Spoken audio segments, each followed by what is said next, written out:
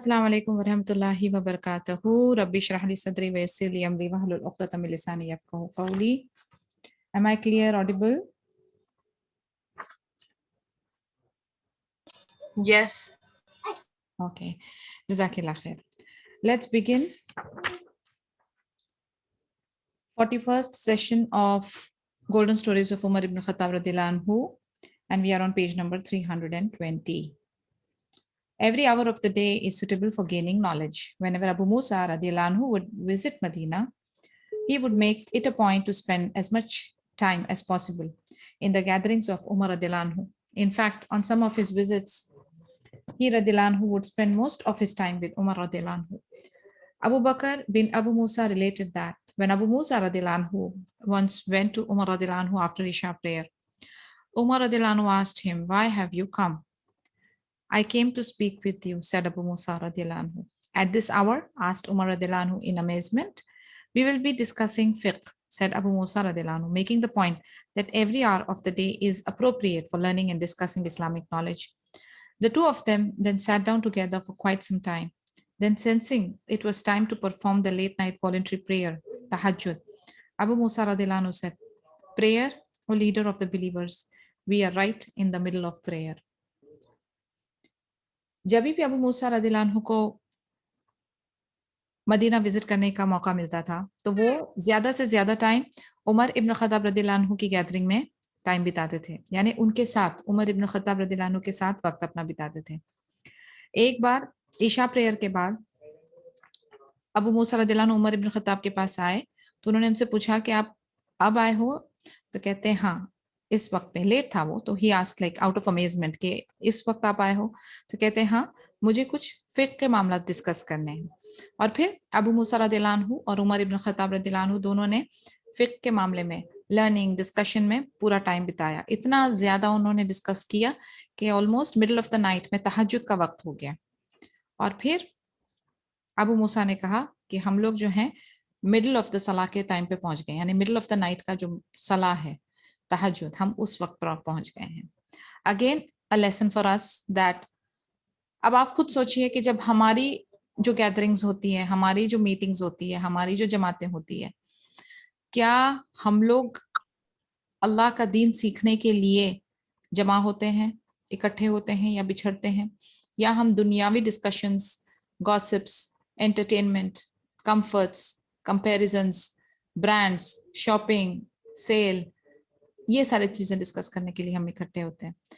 Again I am not saying that ये सारी चीजें पार्ट ऑफ हमारा लाइफ नहीं है या नहीं होनी चाहिए, लेकिन तरजीह जो है, यानी फोकस जो है, या ज्यादा से ज्यादा बेहतरीन हिस्सा जो आपके टाइम का, जो आपके पैसों का, जो आपकी एनर्जी का है, वो दीन इस्लाम की नॉलेज, इल्म हुसूल में लगना चाहिए, उसको डिस्कस करना, उसकी अंडरस्टैंडिंग, उसका फहम, इसमें आपने लगाना चाहिए।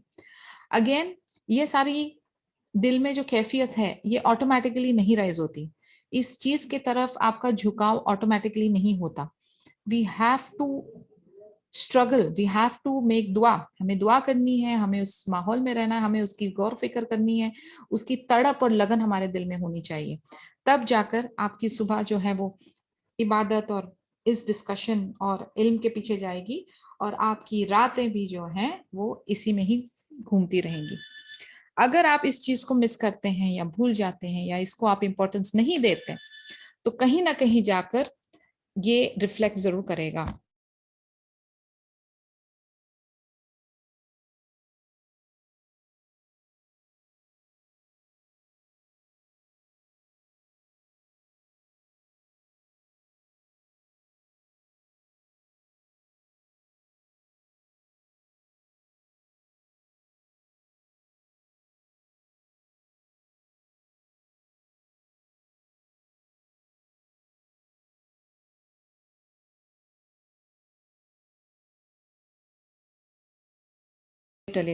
सॉरी, तो हमारी जो डिस्कशंस हैं, अगर वो दीन के लिहाज से होती है, फिक़्ह के लिहाज से होती है, कुरान की तफसीर के लिहाज से होती है, तो इसमें हमारा नॉलेज जो है वो इंक्रीज हो रहा होता है। लेकिन अगर हम भी सिर्फ वही حقیر چیزوں کے پیچھے بھاگ رہے ہیں, ہمارا فوکس انہی چیزوں کے پیچھے لگا ہوتا ہے, تو پھر ہم اسی میں ہی انوالو ہو کے رہ جاتے ہیں. دین وی آر ڈائیورٹڈ, ہم جو ہیں وہ ٹریک پہ نہیں ہیں. کیونکہ اگر آپ کو کسی چیز کی پیشن ہوتی ہے, لگن ہوتی ہے, وہ آپ کے اوپر دل و دماغ پہ حاوی ہوتا ہے, تو آپ کی زبان پر اسی کا ہی ڈسکشن ہوتا ہے. تو اب یہ اپنے آپ کو ہمیں ٹٹولنا پڑے گا, ہمیں اپنے آپ کو اسیس کرنا پڑے گا کہ ہمارے ذہن میں, ہمارے دل میں, ہمارے دماغ میں, ہماری روح میں کیا چیز بستی ہے. کیا وہ اولاد, ہماری اولاد کے لیے جو محبت ہے وہ بستی ہے, ہسبینڈ کے لیے, I mean I'm just giving you examples, don't pick up my words please. لیکن کیا ہم اپنے بچوں کی تعریفوں کے پیچھے بھاگ رہے ہوتے ہیں, کیا ہم اپنے ان لاس کی برائیوں کے پیچھے بھاگ رہے ہوتے ہیں, یا ہم اپنے ہسبینڈ کی کمپلین کے پیچھے بھاگ رہے ہوتے ہیں, یا ہم اپنے آپ کو بہت بیچارہ فیل کرنے کے پیچھے بھاگ رہے ہوتے ہیں. یعنی جو بھی آپ کی کیفیت ہوتی ہے وہ ڈیپینڈ کرتی ہے کہ وہ چیز آپ کی لائف میں کتنا امپورٹنس رکھتی ہے, اور لوگوں کے زبان پر وہی کلمات بار بار جاری ہوں گے جو ان کے دل و دماغ پہ حاوی ہیں. تو اسی لیے ان لوگوں کے لیے یہ اتنا ایزی اس لیے ہوتا تھا کیونکہ ان کا اسٹیٹ آف ایمان جو ہے وہ بہت اسٹرانگ اور بہت ہائی ہوتا تھا. دوسرا, ان کا مین مقصد جو تھا وہ آخرت تھی. It was know where around دنیا, اور دنیا کے بھی معاملات وہ اس طریقے سے بخوبی نبھاتے تھے, ٹیکنگ ان ٹو کنسیڈریشن کہ یہ ہماری ڈیوٹی ہے, یہ ہماری اوبلیگیٹری ڈیوٹی ہے, یہ ہمیں سب کا حق ادا کرنا ہے, ہمیں اللہ کو فیس کرنا ہے. اسی طریقے سے پھر وہ اپنے معاملات جو ہیں وہ بہت خوبصورتی سے ادا کیا کرتے تھے, بہت حق اس کا کمپلیٹ ادا کرتے تھے. تو یہ ہے ایک مسلمان ہونے کی بیوٹی, آئی وڈ سے, کہ آپ جو ہیں اپنے حقوق الہی اور حقوق العباد دونوں کو بیلنس کرتے ہوئے بہترین طریقے سے دونوں فرائض کو انجام دیتے ہیں. اور ہم لوگ جو ہیں because we are not aware, lack of awareness, lack of knowledge, lack of interest, ہمارے اندر یہ سب کمی پیشیاں ہیں, اس وجہ سے ہمارے اندر وہ جذبہ, وہ انرجی پیدا نہیں ہو پاتی ہے, اور اس کو اگنائٹ کرنا بہت ضروری ہے. And again I would say that comes with only Allah's grace and with knowledge. Worth of a meaningful poem. For Umar radiallahu anhu, a meaningful poem was worth more than any worldly treasure. It is related that he radiallahu anhu once said to one of the children of Haram bin Sinan, recite to me some of the verses of the poetry that Zuhair spoke about you. After Haram's son complied with his request, Umar radiallahu anhu said, he spoke very well of you all.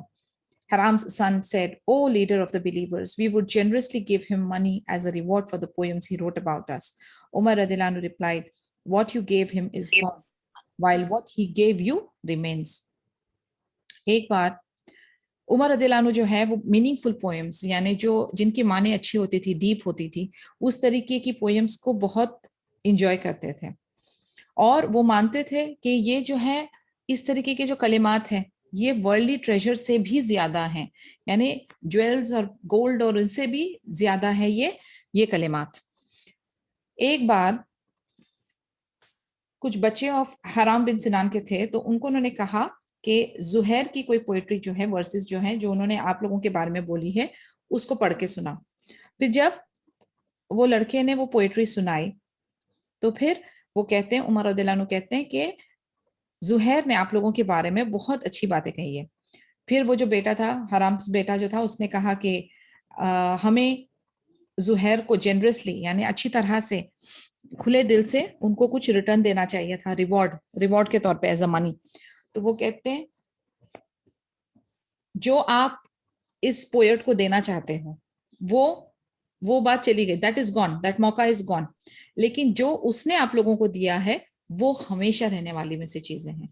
یعنی آپ دیکھیں again, یعنی یہ جو rewards ہیں, certifications ہیں, لورلز ہیں, یہ ساری چیزیں جو ہے نا یہ ٹینجیبل ہیں, وقتیہ طور پہ یہ آپ کو نظر آتی ہیں فزیکل فارم میں, لیکن جو اصل کام ہوتا ہے نا دیٹ ریمینس, وہ ایبسٹریکٹ تھنگ جو آپ دیکھ نہیں پاتے. جیسے فار ایگزامپل, اگر آپ ایک ٹیچر کو پیسے دے رہے ہیں, وہ آپ کو سکھا رہا ہے, علم دے رہا ہے, علم جو ہے it's not a tangible thing, it's an abstract thing. وہ پیسے جو آپ اس کو سیلری دے رہے ہیں نا, وہ پیسے اس نے خرچ کر دیے, وہ ختم ہو گیا, فنش, اٹس ڈن, اس نے یوز کر لیے وہ پیسے. لیکن وہ جو علم آپ نے حاصل کیا ہے نا وہ ہمیشہ رہنے والی چیز ہے, یعنی وہ ایسی چیز ہے جو ماشاء اللہ it is going to stay, you کی not see it but it has been planted, something like that. اسی طریقے سے یہ پوئٹری کے بارے میں بھی وہ اسی طریقے سے ریفرنس دے رہے ہیں کہ آپ نے جو ان کو ایوارڈ دینا تھا, آپ کا جو نیت ہے وہ that has been done already, اس وقت ہو گیا, لیکن جو اس نے آپ لوگوں کے لیے دیا ہے وہ ہمیشہ ہمیشہ رہے گی. یعنی وہ پوئٹری, وہ ورسز جو ہیں وہ ہمیشہ رہ گئے. وہ کتابوں میں، وہ ان کے جو مشاعرہ ہوں گے یا اینی ٹائم جب عربک لٹریچر میں وہ پڑھی جائے گی تو that will always be there, وہ ہمیشہ ریزونیٹ کرے گی، فار ایور رہے گی. That is what he means that this will remain. اب ہم لوگوں کے لیے ایسا ہے کہ we also have to do certain things that shall remain. ہمیں بھی کچھ ایسے کام ہمارے اس دنیا سے جانے سے پہلے پہلے کر کے جانا ہے جو ہماری لیگسی، ہماری پہچان، ہمارے لیے فائدے مند بنے گا، ہمارے لیے ثواب جاریہ بنے گا. تلاشیں کیا کر سکتے ہیں آپ، کہاں پر آپ اپنی اینٹ لگا سکتے ہیں جس کا فائدہ آپ کو قبر میں انشاءاللہ تعالیٰ ملے گا. سوچئے اور اس پہ ورک کریے اینڈ اللہ سبحانہ و تعالیٰ سے مدد مانگیے. And there are certain duas that I keep repeating again and again. میں آپ لوگوں کے ساتھ شیئر کرتی ہوں. جیسے جو میں personally I make this dua. Allahumma wafiqna lima tuhibbu wa tarda. That dispose me of in matters that are beloved to you. اور جس سے اللہ تعالیٰ راضی ہو جائے، پلیز ہو جائے. Something like that. کہ کوئی ایسی ایکٹیویٹی جس میں ہم اپنے آپ کو dispose of کر دیں. Then the another similar tone پہ دعا ہے اللہم استخدمنی ولا تستبدلنی. یعنی ہم اللہ تعالیٰ کی خدمت کے لیے چنے جائیں، ہم اللہ تعالیٰ کی کام کے لیے یعنی خدمت کریں، اپنے آپ کو آفر کریں اور اللہ تعالیٰ ہمیں بدلے نہیں، ریپلیس نہ کریں. تو یہ ساری دعا، یہ ساری کیفیت، یہ ساری اللہ تعالیٰ سے لگاؤ آپ لگا کے چلتے رہیں تو پھر آپ کا بھی وقت، آپ کا بھی اسکل، آپ کی بھی انرجی، آپ کا بھی پیسہ ایسے ایسے کاموں میں انشاءاللہ اللہ تعالیٰ لگوا دیں گے جس سے کہ آپ کے لیے بھی دنیا، قبر اور آخرہ میں نفع ہو. اور that shall remain as a legacy inshallah ta'ala. Changes to the haram in Makkah. Compared to the changes he made to the Prophet's Masjid, Umar radiallahu anhu made relatively few and minor changes to the haram in Makkah, changes that were nonetheless important for the haram's upkeep. For one thing, Umar radiallahu anhu moved the station of Ibrahim to where it is located today. It has been attached to the Kaaba, but Umar radiallahu anhu felt that moving it would make matters easier for worshippers and for those making tawaf around the Kaaba.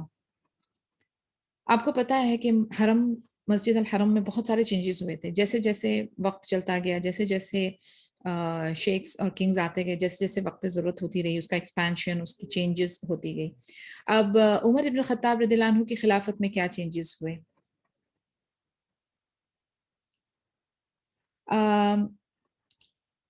مسجد النبوی میں زیادہ changes انہوں نے کیے تھے، لیکن کعبہ میں، مسجد الحرام میں انہوں نے چند چینجز کیے تھے. مثلاً جو مقام ابراہیم ہے، جو آج ہم لوگ جہاں پر دیکھتے ہیں نا، جو اس کی پوزیشن ہے وہ کعبہ سے تھوڑا دور ہے، تو وہ پوزیشن عمر ابن خطاب رضی اللہ عنہ نے کی. پہلے وہ کعبہ کو اٹیچ تھا اور انہوں نے سوچا کہ جو طواف کرتے ہیں، ٹھیک ہے، ان کے لیے آسانی ہو جائے گی اگر اس کے بیچ میں ڈسٹنس ہوا، جو کہ حقیقت ہے. وی فیل اٹ از گڈ، کیونکہ پھر جو طواف کر رہے ہیں ان کے لیے دائرہ بڑھ جاتا ہے، ٹھیک ہے. اور پھر مقام ابراہیم کے پیچھے جب 2 رکعت سنت پڑھنی ہوتی ہے تو you are not disturbing the ones who are doing طواف. تو دیکھا جائے تو it makes sense, it makes logic. تو الحمدللہ اس کا فائدہ ہم آج بھی اٹھا رہے ہیں. اب دیکھیں اس ماشاءاللہ عمر ابن خطاب رضی اللہ عنہ کی فار سائٹڈنس، ان کی سمجھ بوجھ، ان کی حکمت، ان کی انٹیلیجنس، کہ وہ صرف اب کا نہیں سوچتے تھے، وہ جو ہے آگے کا سوچتے تھے، آسانی کا سوچتے تھے کہ کس طریقے سے بہتر کیا جائے. اور اسی لیے پھر انہوں نے اس پوائنٹ کو مد نظر رکھتے ہوئے کہ ورشپرز کے لیے جو طواف کریں گے ان کے لیے آسانی ہو جائے، تو انہوں نے مقام ابراہیم کو پیچھے کر دیا. With the ever-increasing number of pilgrims, Umar radiallahu anhu obviously needed to make the area around the Kaaba more spacious. Consequently, Umar radiallahu anhu purchased the homes that surrounded the Kaaba and had them demolished in order to expand the masjid. اب یہ expansion انہوں نے کیسے کیا؟ کیونکہ کعبہ کی آپ نے اولڈ پکچرز دیکھی ہوگی، بہت ساری ہمارے پاس موجود ہیں نیٹ میں بھی، اور فوٹوز بھی، امیجز بھی، کس طریقے سے ایکسپینشن ہوا ہے. تو آپ نے دیکھا ہوگا کہ کعبہ کے قریب بہت سارے گھر ہوتے تھے، رہائش ہوتی تھی. تو عمر ابن خطاب رضی اللہ عنہ نے کیسے اس کو کیا؟ انہوں نے ان سے وہ جو آس پاس کے کعبہ کے قریب کے جو گھر تھے ان کو خرید لیا، پھر اس کے بعد ان کو ڈیمولش کر کے مسجد کی ایکسپینشن کرانا شروع کیا. Some people, however, refused to sell their homes. For the greater good of the people, Umar radiallahu anhu destroyed their homes regardless and put the money aside in order to fully compensate them later on. ابھی آپ سوچیں، یہ جو اللہ عالم لوگوں کے دل کی کیا کیفیت ہوتی ہے، لیکن جو جنرلی ہوتی ہے لوگوں کی، کہ اب انہوں نے ایکسپینشن کا پلان بنایا، چند لوگ راضی ہو گئے، انہوں نے ان کو اپنا گھر بیچ دیا، اینڈ عمر ابن خطاب نے وہ ڈیمولش کر کے ایکسپینشن شروع کیا.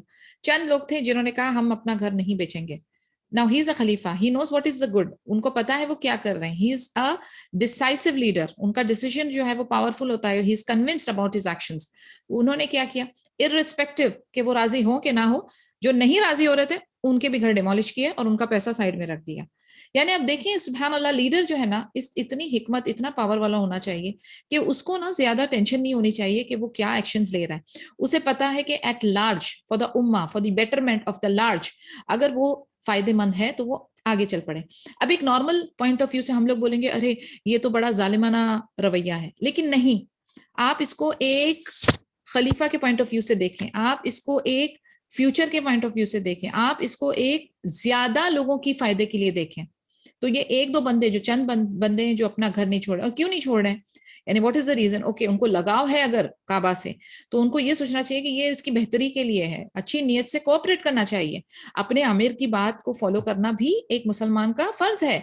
तो ये दोनों तीनों तरीके से रॉन्ग है, तो इनके लिए अगर कोई हार्श स्टेप लिया जाए तो it is not wrong. And that was the apt thing that Umar ibn Khattab रदियल्लाहु अन्हु डिड. व्हाट ही डिड, भले वो राजी हो कि ना हो, उन्होंने उनके घर भी डेमोलिश किए, उनके पैसे साइड में रख दिए. For the greater good of the people, Umar radiallahu anhu destroyed their homes regardless and put the money aside in order to fully compensate them later on. Once the expansion project was completed, Umar radiallahu anhu built a short wall which was around the height of a middle-sized man around the masjid, and upon that wall a series of lamps were placed.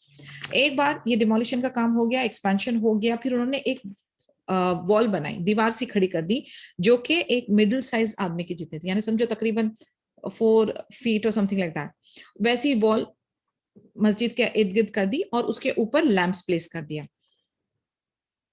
During the pre-Islamic days of ignorance, the Kaaba was clothed with animal skins. With the advent of Islam and the conquest of Makkah, the Prophet ﷺ draped the Kaaba with cloth that came from Yemen. Then during his caliphate, Umar radiallahu anhu draped the Kaaba with Kubati cloth, a special kind of Egyptian cloth that was known for its sheer fabric and whiteness. दौरे जहालियत में काबा के ऊपर animal skins जो है उससे cover किया जाता था, इस जानवरी जिल्द, ओके, एनिमल स्किन से उसको कवर किया जाता था. फिर जब एडवेंट ऑफ इस्लाम आया और मक्का फतेह हुआ, तो नबी सल्लल्लाहु अलैहि वसल्लम ने काबे को किससे ड्रेप किया, यमन के एक बेहतरीन कपड़े से ड्रेप किया. उसके बाद उमर इब्न खत्ताब रदियल्लाहु अन्हु की खिलाफत में उन्होंने एक कुबाती क्लॉथ, जो इजिप्शियन क्लॉथ है, बेहतरीन किस्म का शेयर फैब्रिक है, उसकी वाइटनेस भी बहुत अच्छी है, उस कपड़े से काबा को ड्रेप किया. The kind of construction and expansion projects described above were not limited to Makkah and Medina. For instance, Sa'ad bin Abi Waqqas radiallahu anhu supervised the project of building a central masjid in Kufa. Utbah bin Ghazwa radiallahu anhu did the same for the central masjid of Basra, as did Amr bin al-As radiallahu anhu for the central masjid of Al-Fustat. These large and special masjids were places where Muslims gathered for congregational prayers, came together in order to get to know one another, visited in order to study and learn the teachings of Islam, and assembled in order to hear the commands and exhortations of the Khalifa and his appointed governors. यानी ये जो expansion के project थे, ये सिर्फ मक्का और Medina में महदूद नहीं थे, दूसरे भी इस्लामिक जो nations थे जो अंडर इनकी खिलाफत के थे, उसमें भी कंस्ट्रक्शन ऑफ सेंट्रल मस्जिद का काम हो रहा था. मसलन साद बिन अबी वकास जो हैं वो कुफा में एक सेंट्रल मस्जिद के प्रोजेक्ट बिल्डिंग में लगे हुए थे. उसके बाद उतबा बिन गजवान रदियल्लाहु अन्हु ने सेंट्रल मस्जिद बसरा में इराक में बनवाई. फिर अमर बिन अल-आस रदियल्लाहु अन्हु ने सेंट्रल मस्जिद बनाई अल-फुस्तात में. ये लार्ज और अच्छी मस्जिदें as a head quarter, as a centre किस लिए बनाई गई थी, जमात में सलाह कायम करने के लिए. उसके बाद लोगों को एक दूसरे के साथ नेटवर्किंग, इंटरेक्शन के लिए. उसके बाद यहाँ पर आके स्टडी करें, दीन इस्लाम की टीचिंग हो, वो मरकज बनाने के लिए. और ऐसा असेंबली हाउस जहां पर उनको खलीफा के और उनके गवर्नर के जो कमांड्स और इंस्ट्रक्शंस हैं, जो भी उनको अनाउंसमेंट्स करनी है, उसके लिहाज से एक असेंबली हाउस बनाने के चक्कर में. यानी आप देखिए सिर्फ मस्जिद जो है वो सिर्फ जुमे के लिए या सलाह के लिए नहीं, बल्कि पूरा एक हेड ऑफिस की तरह उसको डील किया जाता था. It was a common public place, it was a common assembly room, it was a common learning and teaching. यानी कितने सारे फायदे थे. तो फिर सुबहान अल्लाह, आप देखिए मस्जिदें जो हैं वो हरी भरी रहती थी, लोग मुसलसल उसमें एंगेज रहते थे, इबादत हो रही है, इल्म हुसूल हो रहा है, गैदरिंग्स हो रही है, डिस्कशंस हो रहा है। कितना बेहतरीन बेहतरीन एक जगह है जहां पर हर किसी का दिल लगा रहे. Planning and building masjids. Some statistics state that 4,000 masjids were built during Umar's caliphate in the Arab regions alone. The governors became known for building masjids in the areas that they governed, such as Iyad bin Ghanam, who founded a number of mosques in various parts of Arabian Peninsula. Statistics बताते हैं कि तकरीबन 4,000 मस्जिद्स उमर रदियल्लाहु की खिलाफत में अरब reason में बनाए गए थे. सुभान अल्लाह, आप देखें कितना बेहतरीन निज़ाम, कितना बेहतरीन तरीकाकार, कितना अच्छी planning and strategy and finance and expansion किस तरीके से चल रहा है कि सिर्फ अरेबियन पेनिनसुला के अंदर ऑलमोस्ट 4,000 मस्जिद की तामीर हुई थी. और गवर्नर्स जो हैं वो they became very well known for building मस्जिद इन द एरिया. और एक गवर्नर जिनका नाम इयाद बिन गनाम है, he is known for making many मस्जिद, यानी अरेबियन पेनिनसुला में बहुत सारी मस्जिद तामीर करने का क्रेडिट इयाद बिन गनाम, जो कि एक गवर्नर है ड्यूरिंग द खिलाफत ऑफ उमर इब्न खत्ताब रदियल्लाहु अन्हु, उनको दिया जाता है. एक्सपेंशन ऑफ द प्रॉफिट्स मस्जिद. Umar radiallahu anhu expanded the size of the Prophet's masjid, incorporating into it the home of Al-Abbas bin Abdul Muttalib radiallahu anhu.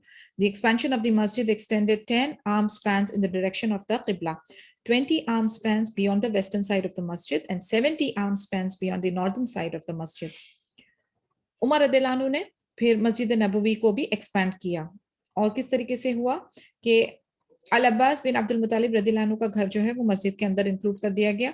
और expansion किस तरीके से हुई, किबले की तरफ 10 आर्म की जो डायरेक्शन है, यानी 10 आर्म्स, हाथ जो है ना वो उसके बराबर 10 आर्म्स का जो डिस्टेंस है उसके मुताबिक किबले की तरफ इतना एक्सपेंशन हुआ.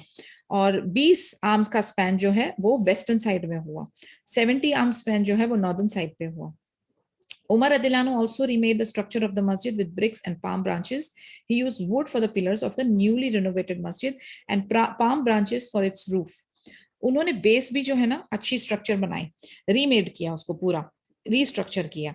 क्या यूज किया? ब्रिक्स यूज किए, पाम के ब्रांचेस यूज किए, वुड यूज किया पिलर के लिए, पाम के ब्रांचेस जो है उससे छत भी रिकंस्ट्रक्ट की.